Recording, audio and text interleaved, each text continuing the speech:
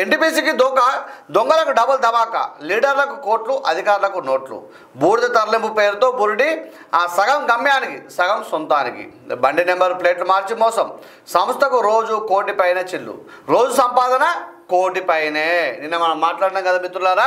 అయితే ఇలా national highway పేరుతో ప్రైవేట్ లారీలు ఓనర్ల నుండి లోడింగ్కు ఒక్కో లారీకి 8,000 తీసుకుంటుండగా సదర్ లారీల ఓనర్లు దూరాన్ని బట్టి 12,000 నుంచి 50,000 వరకు అమ్ముకుంటున్నారు. ఈ క్రమంలో నిత్యం సుమారు ₹1,00,00,000 జేబులో వేసుకుంటున్నారు. కాగా దందాలో సాగుతున్న ఓవర్లోడ్, ఏ శాఖల అధికారులు నెలసరి మామూలు ఎంతెంత అనే పూర్తి వివరాలు నినాదం తర్వాత సంచికలో మేము ఇస్తామని చెప్పి వారు చెప్తా ఉన్నారు. అయితే అవినీతి కాంట్రాక్టర్కు అడిగిన ఏ సంస్థ అయినా అయితే గీతే కొంతమేర తన సరుకును మాత్రమే కోల్పోతుంది. కానీ ప్రముఖ విద్యుత్ సంస్థ ఎన్టీపీసీ మాత్రం సరుకుతో పాటు ఖజానాలోని సొమ్మును సైతం కోల్పోతూ ఉంది.